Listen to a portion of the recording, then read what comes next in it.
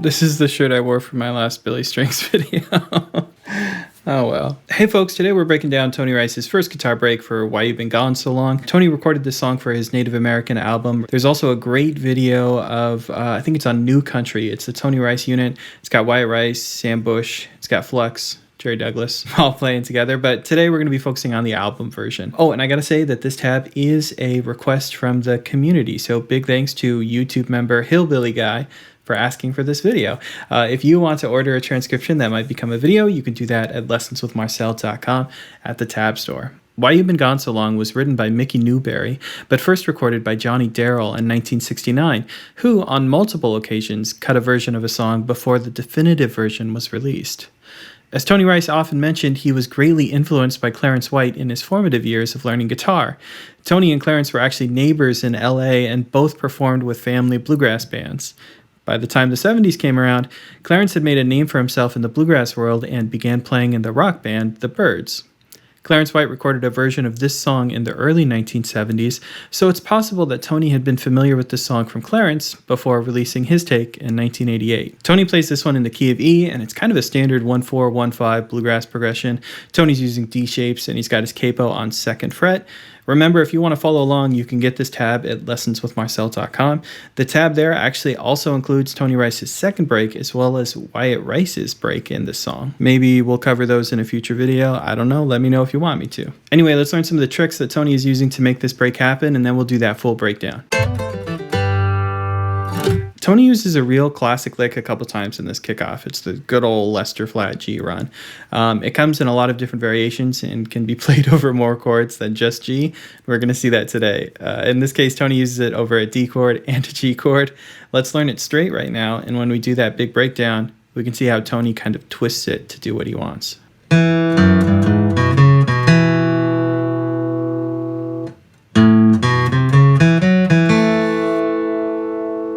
Another thing Tony Rice is a big fan of in this break is sixth intervals. It's kind of like a country guitar move, and Tony's using them on his A string and his G string. A lot of times we don't really see them on those lower strings, so that's pretty neat. He's using them over a D chord, he's using them over an A chord, and every time he uses this interval lick, he's implying the major version of a chord and then the dominant version of the chord. For instance, he implies D major and then D7, or more accurately, D9 for the nerds out there. So let me show you some examples, and I think it'll make more sense.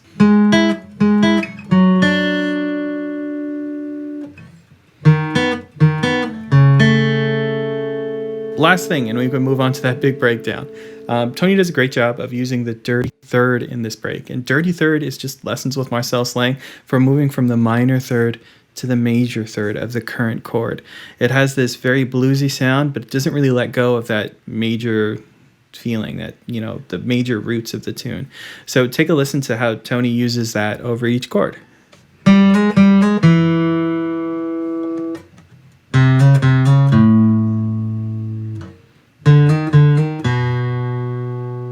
Now that we've gone over all of those things, let's test our listening skills. So we'll listen to Tony Rice's break again, see if you can hear the Lester flat G runs, see if you can hear the sixth intervals, see if you can hear the dirty thirds in this break.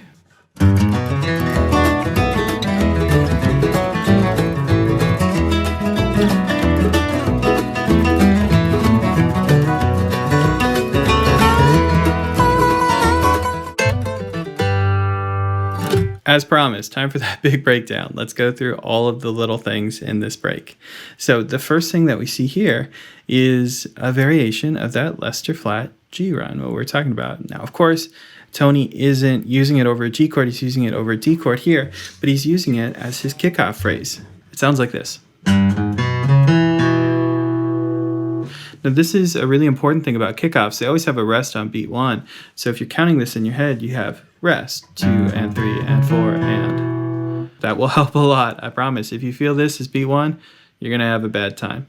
If you feel this is beat 1, you're going to have a good time. Next up, we got an and. This comes in on the and, so 2 and 3 and 4 and 1 and. Now I'm barring with my pinky because it's my closest finger. It's the closest finger I can get there. And the playing on the ands just continues. This is and 3 and 2 and 3 and 4 and 1 and 2 and 3 3, and 1. All of these phrases in this measure start on the and of 1, and of 2, and then and of 4. I know it's a lot, but if you can count it, you're going to have such a better time. I'm going to shut up, and I won't count it if you want to just try to feel it.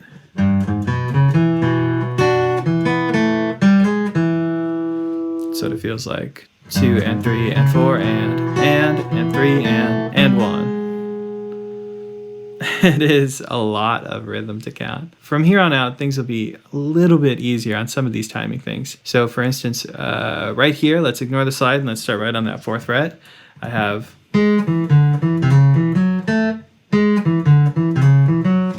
so 1 and 2 and 3 and 4 and. If you want a trick to count it, don't actually count these 2 16th notes, just feel them as a singular 8th note. Also, all of our pick strokes are just alternating now because we're filling in all the 8th notes. Let's do it with the slide now. So we got and 1 and 2 and 3 and 4 and. Now, it's really important to be aware of which slides you're sort of rushing through and which ones you're not. For instance, I'm feeling both notes in this slide. I feel on either side and 1. Right, I have time to feel those notes, whereas in this one, right here in the highlight, I'm just scooping up. I just go through it as fast as possible. It's just beat 3 to me. Be aware of that because it's 2 very distinct feelings. Let's do this measure with the side. So one of the reasons why Tony plays these open strings after another, it's so he can move his hand up, right? So he can get to this next slide part. So think about that when you're playing it. You can start moving your hand. As soon as you start playing these, you can start moving your hand up higher. So 1 and 2 and 3 and 4 and 1. Starting right here, ignoring the slide, starting right on it. Some interesting rhythm stuff. So 1 and 3 and 4 and. If you have trouble with counting, you might want to check out my video on counting, and that'll help you sort of get up to speed on some of these things. Oh, it's also worth noting that if you get this tab on my website, it'll have the sheet music in it too. I know right now I'm only looking at the tab, but you can get the version with sheet music on my website. Putting it together with this next measure. Right, I have like this, almost like a horn fall, this slide down. 1 and 3 and 4 and 2. These next 2 notes both happen on and, so they're both upstrokes. So in this measure, I have and 2 and 2 and. Let's get away from the crazy counting. 1 and 2 and 3, 4 and. I'm using my pinky. Don't shy away from your pinky.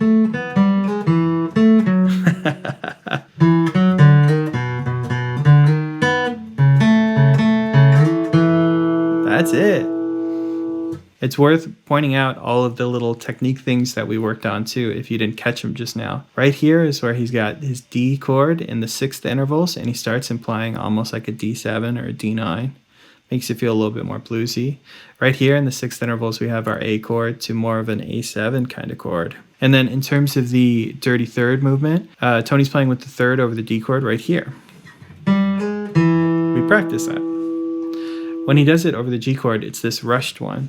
Now, when we practiced it earlier, we put a G note at the bottom, right? Tony doesn't actually do that here, but it's important to know. It's important to contextualize. When he's doing it over the A chord, it's all the little movements that we practiced. And of course, here is Tony's altered Leicester flat G run that we already talked about at the beginning. And here's the other one that I hinted at. We practiced it like this. And Tony plays this. Right? Instead of, Tony just rushes through it. It's the same kind of phrase, does the same thing. It's the same intent, but Tony has repurposed it. He's using it for something else. So yeah, there's our breakdown. There's Tony's first break. So you learned all the little tricks. You did the big breakdown. It's probably time to start practicing and playing along to this kickoff a little bit. So I'm going to play my performance with the tab up above. Remember, you can always go down to the settings wheel. You can hit playback speed, and you can slow things down to a more reasonable tempo, like 50% or 75% of the original break. Anyway, let's do it.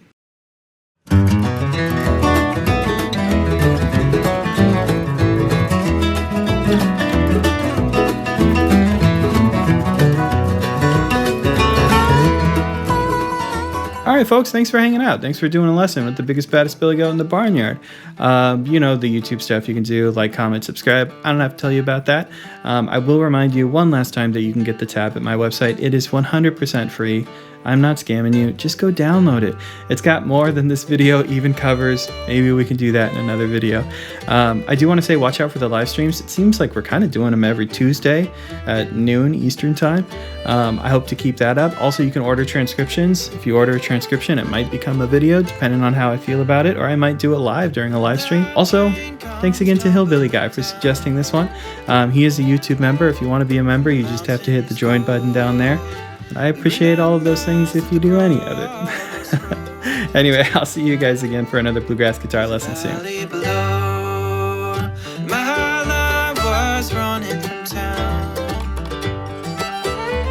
That midnight train